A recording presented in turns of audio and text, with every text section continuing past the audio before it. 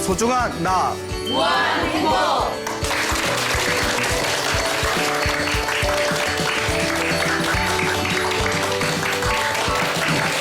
예, 만나서 반갑습니다. 반갑습니다. 예, 광우 스님이라고 합니다. 저희 불교에는 4대 명절이 있습니다. 4대 명절 다 아시나요? 예, 그렇죠. 예. 어차피 뭐 아신다고 해도 막상 또 물어보면 대답을 못 하지 않습니까? 예, 그 불교의 4대 명절이라고 있는데 첫 번째가 부처님 오신 날. 네, 부처님 석가탄신일이라고도 하죠. 부처님 오신 날입니다. 언제죠?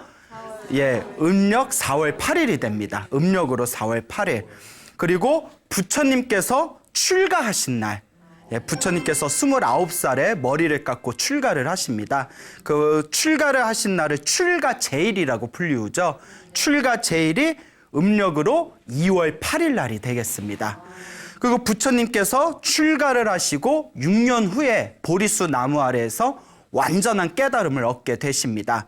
그래서 도를 이루셨다 해가지고 성도제일이라고 불리웁니다. 성도제일은 음력으로 12월 8일이 되겠습니다. 그리고 부처님께서 나이가 80살이 되셨을 때 이 육체의 몸을 벗어 던지시고 이 세상을 떠나시게 됩니다. 그래서 우리가 열반에 드셨다라고 표현을 하죠.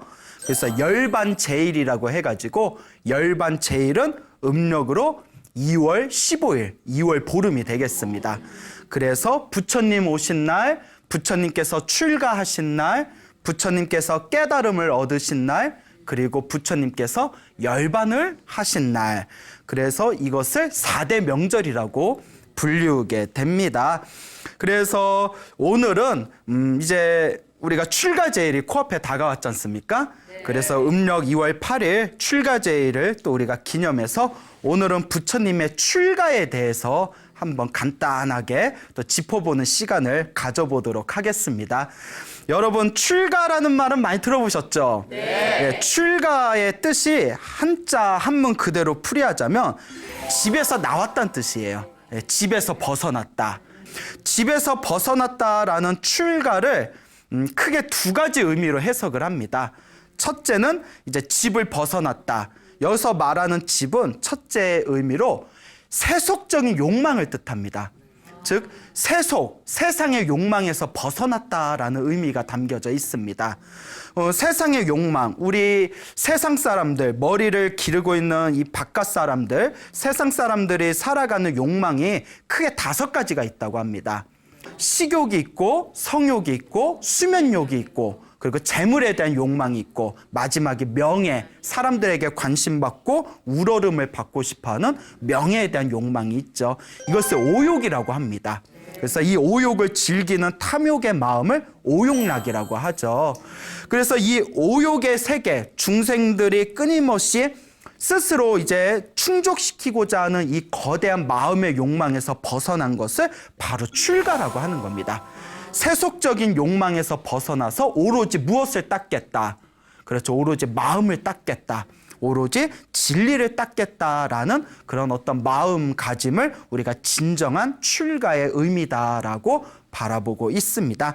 그래서 세속적인 욕망의 세계에서 벗어났다라는 것을 출가라고 하고요. 또 두 번째 뜻은 윤회에서 벗어났다는 뜻이에요. 요 집이 단순히 내가 살고 있는 집에서 나왔다는 뜻도 아니고 내가 살고 있는 이 중생들의 삶의 탐욕심에서 벗어나서 한 걸음 더 나아가서 삶과 죽음의 윤회에서 벗어나는 것, 이것을 진정한 의미의 출가라고 합니다. 우리 불교는 윤회의 가르침이죠. 그래서 인과 업보라고 하지 않습니까? 여러분들의 지은 업은 다 어떻게 한다고 했죠? 자기가 받는다고 했지 않습니까? 그래서 우리 불교에서는 내가 이번 생에 지은 업보대로 다음 생에 지옥에 태어날 수도 있고 짐승으로 태어날 수도 있고 또 사람으로 태어날 수도 있고 혹은 하늘세계 천상계에 태어날 수도 있지만 지옥에 태어나든 인간으로 태어나든 천상계에 태어나든 내가 지은 업대로 끊임없이 돌고 돌면서 살아야 되기 때문에 이 윤회의 삶을 중생의 크나큰 업보로 보았습니다. 중생이 가지고 있는 가장 큰 업보가 바로 윤회라는 것이죠. 그래서 우리 중생들은 이 윤회라는 거대한 집안에서 살고 있는 거예요. 여러분들이 지금 사람의 몸으로 태어난 것은 어쨌거나 전생에 복을 좀 지어 놓으신 거예요. 근데 이번 생에 더 복을 짓고 선업을 짓고 공덕을 지으신다면 다음 생에 더 좋은 몸을 받을 것이고, 이번 생에 힘들게 사람의 몸으로 태어났는데 또 허망한 삶을 살게 된다면 다음 생에 지금보다 더 안 좋은 몸을 받게 되겠죠. 그래서 이 생사윤회, 삶과 죽음, 태어나고 죽고 태어나고 죽는 반복된 이 윤회의 삶에서 벗어나서 완전한 자유, 영원한 행복을 얻는 것이 바로 윤회에서의 해탈을 뜻하는 것입니다. 그래서 윤회라는 집에서, 윤회라는 이 욕망의 이 업보의 집에서 완전히 벗어난 것이 바로 출가다라고 우리 부처님께서 말씀을 하셨습니다.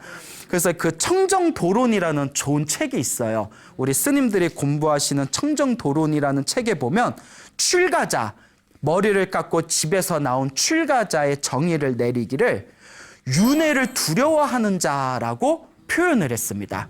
여러분들, 우리가 욕망 속에 살아가는 사람들은 윤회를 두려워하지 않습니다. 오히려 에이 그딴 게 어딨어, 죽으면 끝이지 라고 이야기를 한다든가, 아이고 사는 것도 힘들어 죽겠는데 죽는 거는 또 왜 걱정해? 뭐 이렇게 얘기하시는 분들도 있고, 또 사람이 지금 당장의 욕망에 달콤함에 취하게 되면 내가 다음 생에 무엇으로 태어날지 이런 것에 대한 아무런 어떤 두려움을 가지고 있질 않습니다.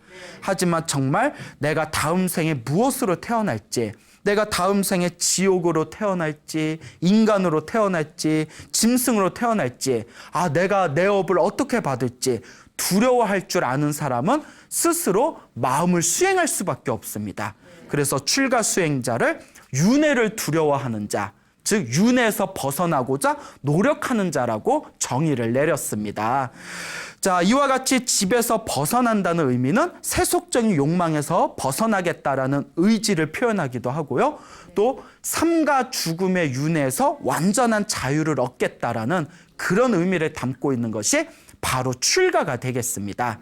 자, 여러분들이 알고 계시는 2600여 년 전에 세상에 출현하신 우리 이 석가모니 부처님께서도 출가하시기 전에는 원래 한 나라의 왕자였습니다. 이 시다르타 왕자가 굉장히 어렸을 때부터 온갖 쾌락과 즐거움을 누리면서 살아가게 됩니다. 그런데 자신이 가지고 있는 모든 쾌락과 즐거움을 다 놓아버리고 출가하게 된 가장 근원적인 이유는 바로 금방 말한 생사윤회에 대한 인간이 가지고 있는 근원적인 괴로움에 대한 자각이 있었기 때문입니다. 그런데 우리 부처님께서, 이 석가모니 부처님께서 2600여 년 전에 왕자의 몸으로 태어나서 머리를 깎고 출가해서 부처님이 되셨지만, 여러분들이 한 가지 놓쳐서는 안 되는 것이 있습니다. 그것이 무엇인고 하면, 이번 생에 완전한 깨달음을 얻으신 부처님들께서는 이미 과거 전생에 이번 생에 부처님이 된다는 것이 다 약속받은 분들이었어요. 이번 생에 얼떨결에 출가해가지고 돌을 닦아서 부처님이 되신 게 아니라, 여러분 제가 항상 말씀드렸죠. 석가모니 부처님 이전에도 수많은 부처님이 계셨고, 석가모니 부처님 이후에도 수많은 부처님들이 세상에 출현하신다라고 여러 번 말씀을 드렸습니다. 그 모든 부처님들은 이미 과거 전생에 열심히 수행을 하셔서 이미 부처님이 되기로 결정되신 분들입니다. 그래서 이 세상에 부처님으로 출현하시는 모든 분들은 과거에 아주 오랜 과거 전생에 나도 미래 세상에 부처님이 되겠습니다라고 서원을 세운 분들이에요. 그러니까 우리 석가모니 부처님께서도 머나먼 과거 전생에 이미 당신이 미래 세상에 이 사바세계, 지구라는 땅에서 그 인도에서 부처가 되어 세상에 출현하여 중생들을 제도하겠다라고 서원을 세우셨던 분입니다. 그래서 우리 경전에 보면 우리 석가모니 부처님께서 머나먼 과거 전생에 다음과 같은 서원을 세우셨답니다. 어떤 이야기인고 하니, 머나먼 과거 전생에 인간의 인식으로는 헤아릴 수 없는 수많은 과거 전생, 또 다른 차원의 또 다른 세계에 부처님이 계셨답니다. 근데 그 부처님의 이름도 석가모니 부처님이셨대요. 그 부처님도 석가모니셨는데 이 석가모니 부처님에게 안한다라는 제자가 있었대요. 안한이라는 이름을 가진 제자가 있었는데 하루는 안한 스님을 불러서 안한이여, 내가 등이 너무 아파서 그런데 이게 좋은 기름을 등에다 바르면 등의 통증이 좀 사라질 것 같다. 그러니까 마을에 가서 기름을 좀 얻어오거라라고 이제 부탁을 하십니다. 그래서 안한 스님께서 이제 석가모니 부처님의 이제 그 부탁을 받고 마을에 천천히 내려가셔요. 마을에 내려가셔서 기름을 구하려고 하는데 그때 광치라는 이름을 가진, 이름이 광치예요. 광치라는 이름을 가진 어느 도예가를 만나게 됩니다. 도자기를 만드는 사람을. 이 광치라는 사람이 평소에 불심이 굉장히 깊었던 사람이었는데 자기가 존경하는 안한 스님을 마을에서 마주치고, 아니 스님, 지금 공양 때도 아닌데 어쩐 일로 마을에 오셨습니까? 무엇이 필요하십니까? 라고 여쭤보니까 이 안한 스님이 자초지종을 다 설명을 합니다. 그러니까 광치가, 아이고 스님, 저희 집에 엄청나게 좋은 최고급 기름이 있습니다. 그걸 제가 공양 올리고 싶으니 저에게 복을 지을 기회를 주십시오라고 이제 청을 하게 되죠. 그러니까 안한 스님이, 그러면 우리 그 광치, 우리 신도분이 주시는 기름을 가지고 갑시다. 그래서 광치가 자기 집에서 가장 좋은 최고급 기름을 다 꺼내가지고 석가모니 부처님이 계신 그 이제 사원에 올라갑니다. 그 부처님한테 다 약을, 이제 기름을 이렇게 공양을 올리면서 부처님의 아프신 등줄기에 자기가 직접 기름을 이렇게 발라드리는 거예요. 기름을 이렇게 발라드리면서 기분 좋으셔요 막 이러면서 기름을 싹, 부처님 몸에 기름 바르는 공덕이 얼마나 크겠어요. 기름을 싹 발라드리니까 부처님이 흐뭇해 하시면서, 광치여, 그대 정성스러운 그 기름의 공양으로 내 등줄기의 아픔이 다 사라졌구나. 그대는 무량한 공덕을 받게 될 것이다 하고 광치에게 칭찬을 했을 때 광치가 가슴에서 울컥하고 엄청난 기쁨과 환희심을 느끼게 됩니다. 그 자리에서 눈물이 막 글썽글썽거리면서 가장 존경하는 스승님께 칭찬을 받았으니까 얼마나 기쁘겠어요. 그 자리에서 석가모니 부처님 앞에서 다 무릎을 꿇으면서 합장을 하면서 다음과 같이 서원을 세우십니다. 거룩하신 석가모니 부처님이시여, 만약 제가 부처님께 기름을 공양한 이 공덕이 있다면 저도 머나먼 미래생에 부처님이 되기를 원합니다. 만약 제가 머나먼 미래생에 부처님이 된다면 제가 가장 존경하는 석가모니 부처님의 이름과 똑같은 석가모니라고 불리우기를 제가 간절하게 발언드립니다라고 부처님 앞에서 서원을 세웁니다. 그때 부처님께서 그대의 원과 같이 반드시 이루어질 것이다 라고 부처님께서 이제 허락을 하시게 되죠. 이와 같이 석가모니 부처님 앞에서 기름 공양을 올리고 그 공덕의 힘으로 저도 미래 세상에 석가모니 부처님과 똑같은 존재가 되겠습니다 라고 서원을 세운 그때의 인연으로 수많은 세월이 지난 뒤에 이 사바세계 2600년 전에 석가모니라는 이름의 부처님으로 새롭게 이 세상에 나투시게 된 것이다 라는 내용이 나오고 있습니다. 이와 같이 이번 생에 출현하신, 미래에 출현하시거나 과거에 출현하신 모든 부처님들께서는 이미 오랜 과거 전에 당신이 부처님이 되시겠다라는 서원을 세우고 수많은 태어나고 죽는 윤회의 삶 속에서 복덕과 지혜를 닦고 수행하고 육바라밀을 완성하신 분들입니다. 그렇기 때문에 이번 생에 부처님이 되신 것은 과거 전생에 수많은 수행을 하셨기 때문에 이번 생에 부처님이 되신 것이 결정된 것이다 라고 우리가 바라보면 되겠습니다. 그러니까 이번 생에 부처님이 되시는 게 결정된 거라면 출가도 어떻게 된 걸까요? 결정된 거죠. 이미 이번 생에 출가하시기로 다 결정이 된 것입니다. 그렇게 이제 이 사바세계 2600년 전에 그 지금의 네팔 부근에 이제 가펠라 성이라는 곳에 아버지는 정반왕이고 어머니는 마야 부인이라는 이 아버지 왕과 어머니 사이에서 이제 시다르타 왕자로서 세상에 태어나게 됩니다. 처음에 이 마야 부인, 어머니 마야 부인은 이제 아기 부처님, 시다르타 왕자를 이제 배에 품고 친정집에 출산을 하려고 이렇게 길을 가다가 룸비니 동산 다 들어보셨죠? 룸비니 동산에서 갑자기 이제 잠깐 우리 쉬어가자꾸나 해놓고 요 나무 밑에서 잠깐 쉬고 있을 때 태기가 느껴가지고 나무 밑에서 이제 갑자기 애를 낳게 됩니다. 그 이제 우리 아기 부처님이 되는 거죠. 그래서 그 유명한 얘기 있지 않습니까? 태어나자마자 하늘의 신들이 목욕을 시키고 7 발자국을 걸어서 한 손은 하늘을 가리키고 한 손은 땅을 가리키면서 청산천하 유아독조 뭐 이랬다고 하지 않습니까? 자, 어쨌거나 아기 부처님이 출현을 하시고 이제 출산을 위해서 친정을 가다가 중간에 이제 애를 낳게 됐으니까 다시 집으로 갈 필요가 없잖아요. 그래서 왕궁으로 돌아오게 됩니다. 이제 친정집에 가는 걸 멈추고 왕궁으로 돌아와서 크게 이제 잔치, 축제를 벌입니다. 그때 그 인도 땅에서 가장 위대한 스승 중에 한 분으로 손꼽혔던 아시타라는 선인이 하늘의 천문을 보고 별자리를 본 뒤에 저 가필러성의 위대한 분이 출현을 하셨구나. 내가 직접 가서 관상을 한번 봐야 되겠다. 예. 그래서 그 카필라성에 이제 신통력을 부려서 거기 카필라성에 순식간에 도달을 하게 됩니다. 그때 아시타 선인의 나이가 한 120살이라는 설이 있어요. 100살이 넘었다라는 그 신선이죠, 신선. 그래서 이제 아시타 선인이 왔다는 얘기를 듣고 정반왕이 깜짝 놀랍니다. 위대한 스승님께서 우리 왕자님을 보기 위해서 일부러 왔구나.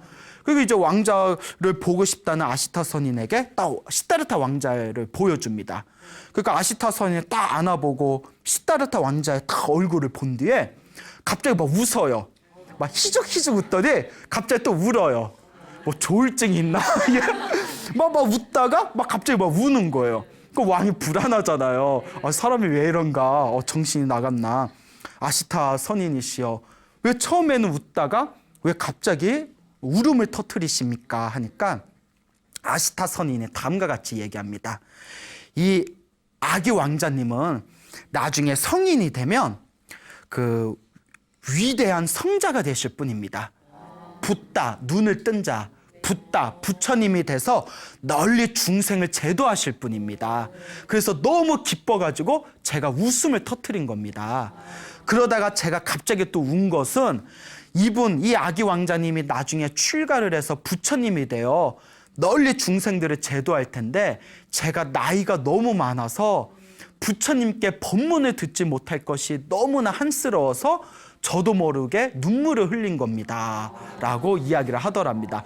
이제 위대한 부처님이 되실 겁니다. 라는 이야기를 듣고 마야 부인은 되게 기뻐했대요. 어머니 마야 부인은 너무나 기뻐했는데 아버지 정반왕은 인상을 찡그렸답니다. 왜 인상을 찡그렸을까요? 그렇죠. 왕이 되지 않고 머리를 깎고 출가한다니까. 그 아시타 선인의 예언을 듣고 이제 마야 부인은 굉장히 기뻐했지만 아기를 낳고 이제 아기 부처님을 낳고 7일 후에 세상을 떠납니다. 그래서 경전에는 이제 7일 후에 세상을 떠나서 하늘세계, 천상세계에 태어났다라는 내용이 나오게 되죠. 어쨌거나 이 왕에게는 자기 옆에 8명의 지혜로운 바라문이 있었다고 합니다. 옛날에 바라문의 역할 중에 하나가, 여러분 바라문 다 들어보셨죠? 브라만이라고 하죠. 예언가라는 또 어떤 종교인으로서 예언하는 역할도 있습니다. 이 8명의 지혜로운 바라문이 이제 아기 왕자님을 보고 8명 중에서 7명이 손가락 2개를 치켜 세웁니다. 뭐 사진 찍나? 뭐 이렇게 손가락 2개를 딱 치켜 세우더니 우리 왕자님에게는 2가지 길이 있습니다. 한 가지 길은 아버지의 뒤를 이어 왕위를 받아서 이 세상을 평화로 다스리는 위대한 황제가 되실 분입니다. 그 위대한 황제를 불교에선 전륜성왕이라고 합니다. 위대한 황제, 전륜성왕, 아주 성스러운 왕이 되실 분입니다. 이게 첫 번째 길이고, 이 길이 아니면 머리를 깎고 출가해서 깨달음을 얻어 붓다, 부처님이 되실 분입니다. 이렇게 이제 2가지 길이 있습니다라고 이야기를 했답니다. 근데 8명 중에서 7명은 2가지 길이 있습니다라고 예언을 했는데, 옆에서 듣고 있던 가장 나이가 어렸던 바라문인 딱 손가락 하나를 딱 치켜 세우면서 아닙니다. 오직 한 가지 길만 있습니다. 이러더래요. 그래서 왕이 어떤 길이 있냐 하니까 이 아기 왕자님은 오직 머리를 깎고 출가해서 부처님이 되실 뿐입니다. 이 길은 정해졌습니다 라고 딱 맞추더래요. 8명 중에서 가장 용하죠. 예? 그래서 딱 하나를 지켜 세우니까 왕이 좀 불안한 거예요. 그래서 8명들한테 그럼 우리 아기 왕자가 어떤 이유로 출가하게 되겠느냐라고 물어보니까 그 8명의 바라문들이 또 이렇게 점을 치더니 점을 엄청 잘 봤나 봐. 예? 그래서 그 점을 치더니 나중에 성인이 돼서 늙은 사람, 노인, 병든 사람, 병자, 죽은 사람, 시체, 그 다음에 마지막에 머리를 깎은 출가 수행자, 이 4종류의 사람, 늙은 사람, 병든 사람, 죽은 사람, 출가 수행자 4사람을 보고 출가를 하게 될 것입니다 라고 이제 예언을 하게 됩니다. 그래서 이 아버지 정반왕이 혹시라도 아들 시다르타 왕자가 출가할까 봐 그 예언을 들은 이유로 절대 성 안에는 나이 든 사람, 그 다음에 병든 사람, 죽은 사람, 머리 깎은 출가 수행자는 절대 못 들어오게 했답니다. 그래서 나중에 시다르타 왕자가 29살이 될 때까지 나이 든 사람, 병든 사람, 죽은 사람, 출가 수행자를 한 번도 못 봤대요. 지금 같으면 뭐 TV나 인터넷 있으면 봤을 텐데 아예 못 들어오게 문지기들한테 지키니까 그러니까 나이 든 것도 서러운데 성에도 못 가. 예, 하여튼 그런 이야기가 전해지고 있습니다. 그래서 이 4종류의 사람을 못 봤다라는 그런 기록이 있죠. 자, 어쨌거나 이 시다르타 왕자가 무럭무럭 자랍니다. 그래서 혹시라도 출가할까 봐 그 예언이 거정된 우리의 정반왕, 아버지 정반왕이 시다르타 왕자에게 끊임없이 온갖 쾌락과 즐거움을 줍니다.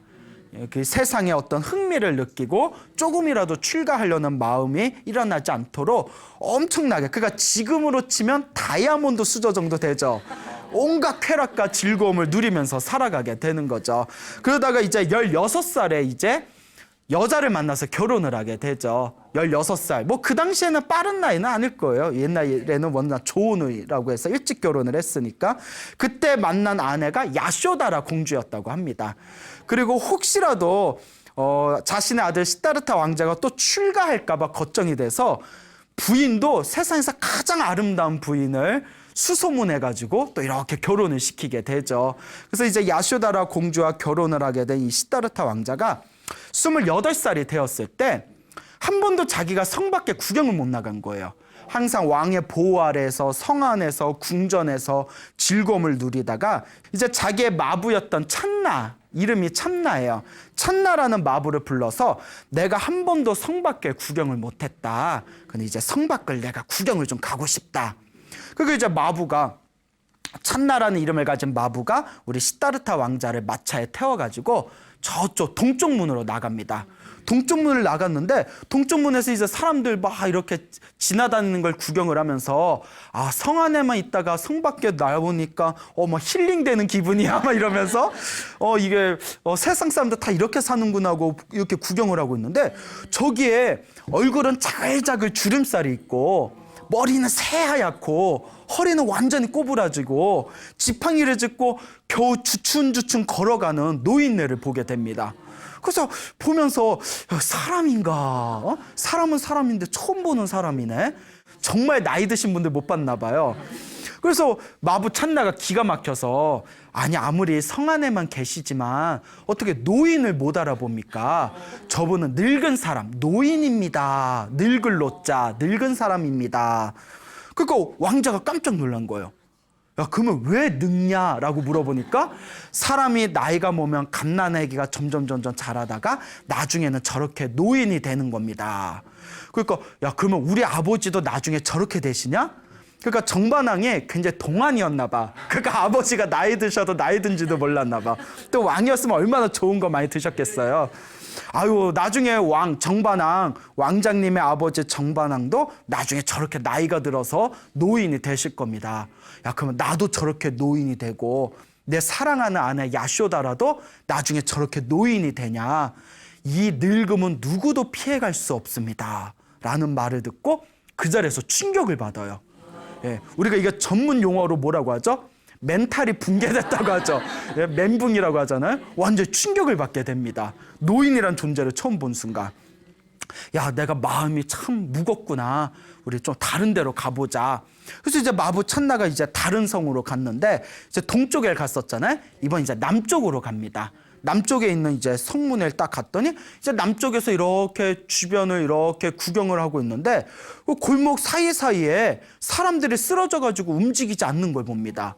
그 막 신음소리를 내고 온몸에는 살이 다 그냥 살가죽이 다 떨어져서 갈비뼈가 호연하게 보이고 그 깜짝 놀라서 너무나 그 혐오스러운 모습에 마부 찬나에게 저 바닥에 쓰러져서 신음소리를 내면서 움직이지 못하는 저 사람들은 누구냐 하니까 이 마부 찬나가 저 사람들은 병자입니다.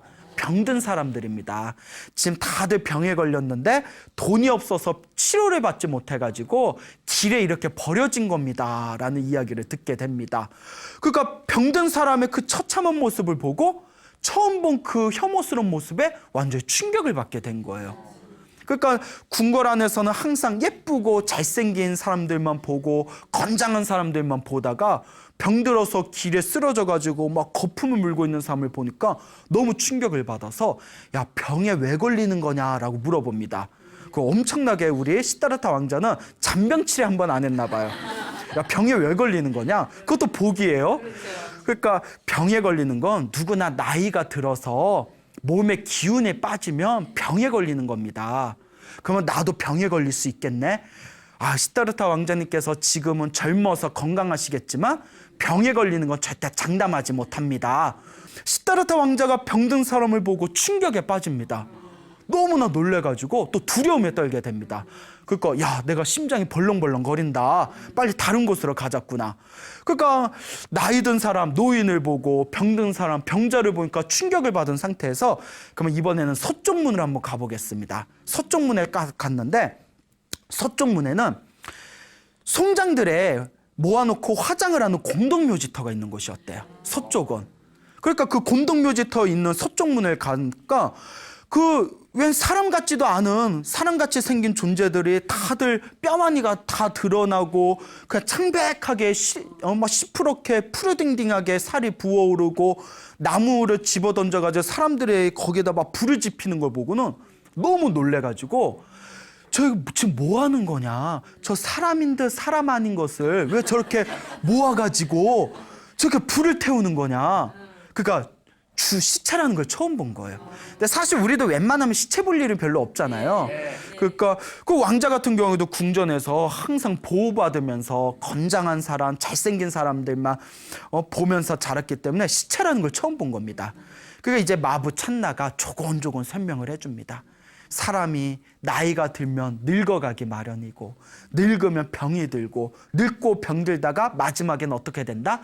죽는다. 저건 바로 죽은 사람들이다. 그러니까 이 시다르타 왕자가 책에서만 보던 죽은 사람이란 걸 처음 보게 된 거예요. 그러니까 책에서는 봤겠죠. 병법서도 보고 학문을 배웠으니까 죽은 사람이란 존재를 처음 보고 완전히 충격을 받게 됩니다. 그때 느끼게 되죠. 사람으로 태어나면 생이죠, 생. 태어났으면 늙고 병들고 죽을 수밖에 없구나. 이게 생로병사, 인간의 근원적인 괴로움이구나. 그래서 이제 시리에 빠져서 마지막 이제 북쪽문에 가게 됩니다.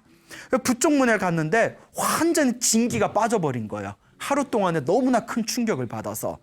근데 저쪽 북쪽에 이제 해가 뉘어뉘어 이제 하루 동안 이제 성 밖을 구경했지 않습니까? 마지막 북쪽문에서 해가 뉘어뉘어 지고 있을 때 나무 밑에 그늘 아래에서 고요하게 앉아서 명상에 들고 있는 그런 출가 수행자를 보게 됩니다. 근데 그 출가 수행자를 보면서 이 시다르타 왕자가 마음이 너무 편안해지는 거예요. 그래서 다 마차에서 내려가지고 그 출가 수행자에게 가서 직접 다음과 같이 물어봅니다. 당신의 옷은 너무나 볼품이 없어서 당신의 옷은 걸레 조각처럼 보입니다. 하지만 내가 입고 있는 이 고급스러운 옷감보다도 훨씬 더 빛나 보입니다. 당신은 깡 말려가지고 얼굴에는 윤기 하나 느껴지지 않지만 항상 하루하루 매일 영양가 있는 음식을 먹은 내 피부보다도 더 빛이 나는 것 같습니다. 당신은 아무것도 가지고 있는 것 같지 않으면서도 이 세상을 소유하고 있는 왕자인 나보다도 더 거룩해 보입니다. 당신의 정체는 누굽니까? 라고 했을 때 이 출가 수행자가, 명상을 하던 출가 수행자가 나는 집을 나와서 수행을 하는 출가 수행자입니다라고 대답을 합니다. 그래서 이제 시다르타 왕자가 질문을 던집니다. 출가 수행이란 게 무엇입니까? 라고 질문을 던졌을 때 이 수행자가 다음과 같이 얘기합니다. 사람은 태어나면 늙고 병들고 죽을 수밖에 없습니다. 출가 수행자는 이 인간의 근원적인 고통인 태어나서 늙고 병들고 죽음에서 벗어나는 수행을 하는, 그런 수행을 하는 존재를 출가 수행자라고 합니다 라는 말을 듣는 순간 시다르타 왕자가 가슴에 뻥 뚫린 것 같은 그런 환희와 기쁨을 느끼게 됩니다. 내 마음을 답답하게 했던 그 근원적인 문제를 해결할 수 있는 좋은 방법이 여기에 있었구나. 출가 수행을 하면 생로병사에서 벗어날 수 있겠구나. 그래, 나도 무엇이 되자? 출가 수행자가 되자 결심을 하게 되죠. 그리고 동쪽 문, 남쪽 문, 서쪽 문에서 늙고 병들고 죽은 사람을 보고 느꼈던 그 답답한 가슴의 모든 의혹이 사라진 채 나도 출가 수행자가 되겠다는 마음을 가지고 이제 궁전으로 들어오게 됩니다. 근데 경전에 보면 마지막 북쪽 문에서 만난 그 출가 수행자가 머나먼 과거 전생에 시다르타 왕자와 같이 수행을 하던 도반이었다고 합니다.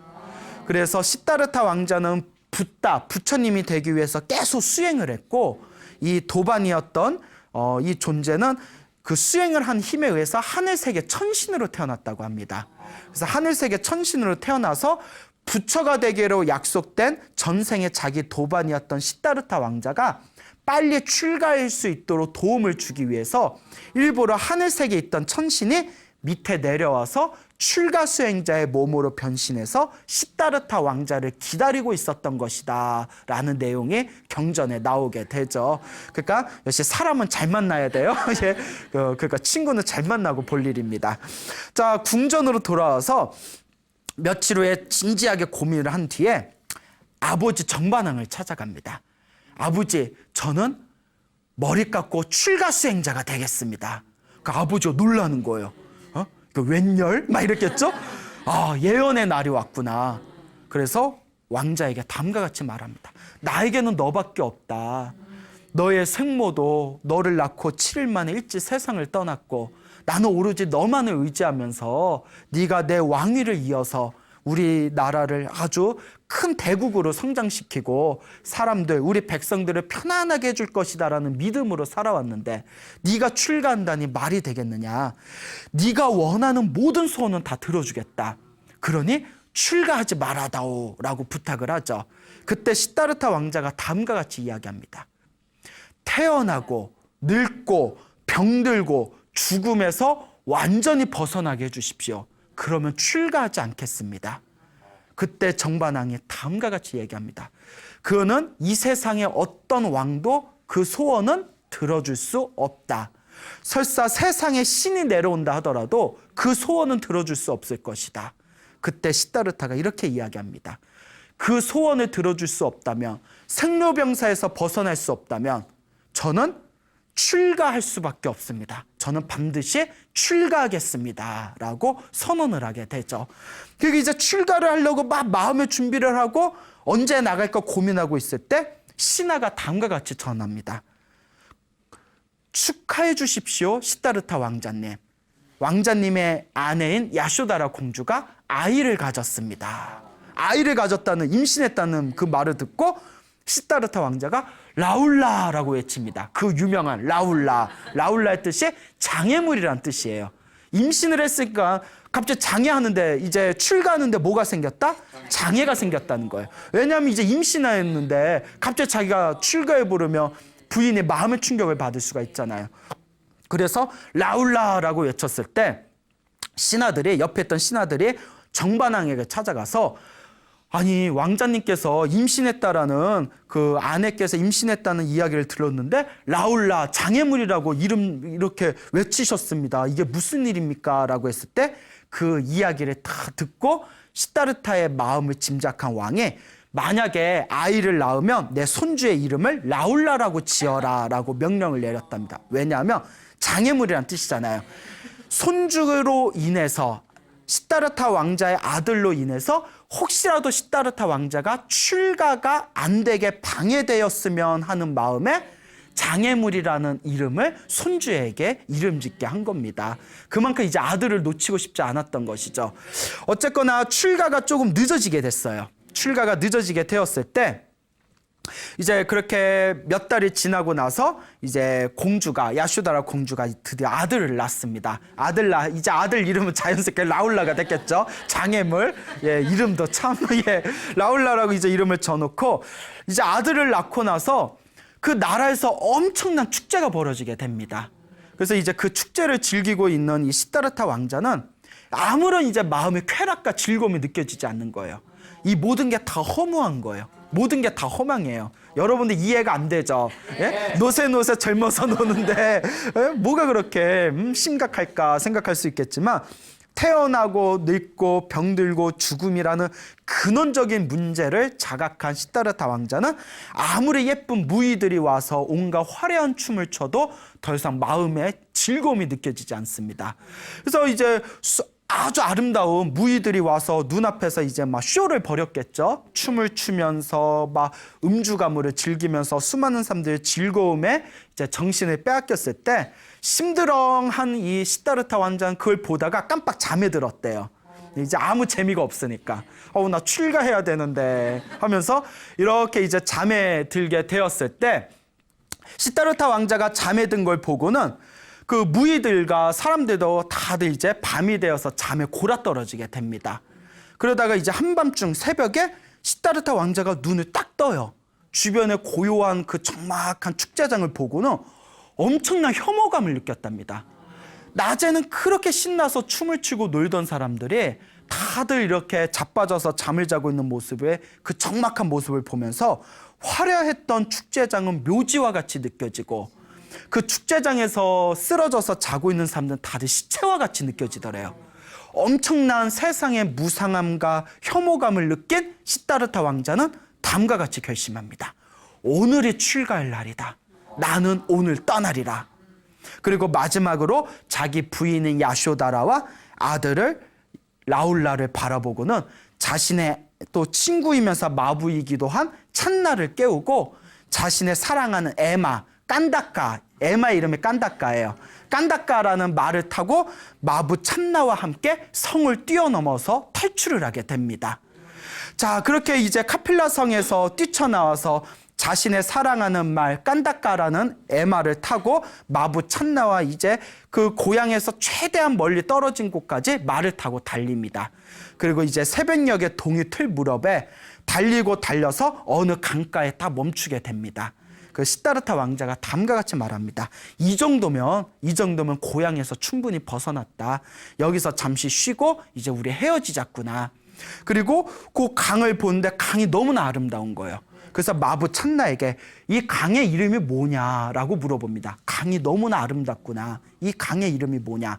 그때 마부 찬나가 이 강은 아노마 강이라고 불립니다 라고 합니다. 근데 이 아노마, 인도말 아노마가 뜻이 훌륭하다라는 뜻이랍니다. 훌륭하다. 그 이야기를 듣는 순간 깜짝 놀라면서 시다르타 왕자가 나의 출가도 또한 훌륭하다. 너무나 좋은 징조다 하면서 그 자리에서 깨끗하게 목욕을 하고 머리카락을 깎아서 스스로 삭발을 하십니다. 그래서 삭발을 했을 때 하늘색의 신 제석천이 내려와서 시다르타 왕자가 삭발한 머리카락을 들고 하늘색에 올라가서 탑을 만들었다는 전설이 있습니다. 그래서 여러분도 열심히 복을 지어서 돌아가시면 하늘색에 태어나시면 우리 석가모니 부처님께서 출가하기 전에 삭발한 그 머리카락을 모셔둔 탑을 볼 수가 있을 겁니다. 저보고 많이 봤냐면 저 아직 잘 못 봤어요. 아직 죽어보질 못해서 자 도리천이라는 천선색의 머리카락을 모셔놓은 탑이 있다라는 전설이 있죠. 옷을 다 갈아입고 머리를 깎은 우리 시다르타 왕자가 마부 찬나에게 고향으로 돌아가면 나의 아버지에게 이렇게 전해다오. 아들 시다르타는 완전한 깨달음을 얻기 전까지 결코 고향에 돌아가지 않겠다라고 전해다오 하면서 이제 이제 마부 찬나와 자신의 사랑하는 말인 깐다까를 보냅니다. 근데 그렇게 쓸쓸하게 이제 수행의 길로 떠나는 홀로 그 고독한 뒷모습을 보던 이 사랑하는 말 깐다까가 주인을 애타게 부르다가 심장이 터져서 죽어버렸대요. 심장이 터져서 죽은 그 말은 죽은 뒤에 하늘세계 천신으로 태어나게 되었다라는 이야기가 경전에 나옵니다.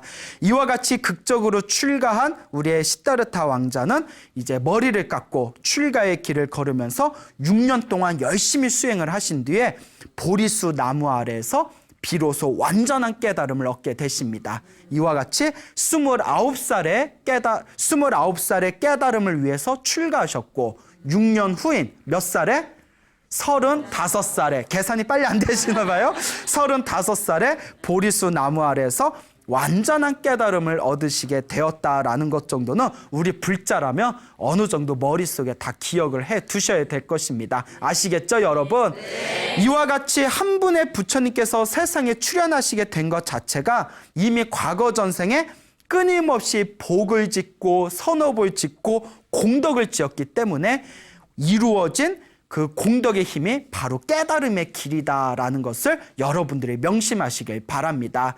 그래서 여러분들께서도 우리는 지금 똑같은 중생들이지만 여러분들께서도 수많은 윤회의 삶 동안 열심히 복과 선업과 공덕을 지으신다면 우리 보잘것없는 중생들도 언젠가는 우리의 스승인 석가모니 부처님처럼 위대한 스승, 깨달음을 얻은 붓다, 부처님이 될 수 있다라는 확신을 가지시기 바랍니다. 여러분, 행복해지고 싶습니까? 네. 행복한 삶을 창조하고 싶습니까? 네. 복을 지으십시오. 선업을 지으십시오. 공덕을 쌓으십시오. 복과 선업과 공덕의 힘이 여러분들을 진정한 행복의 길로 이끌어 줄 것입니다. 여기서 마치겠습니다. 소중한 나 무한 행복.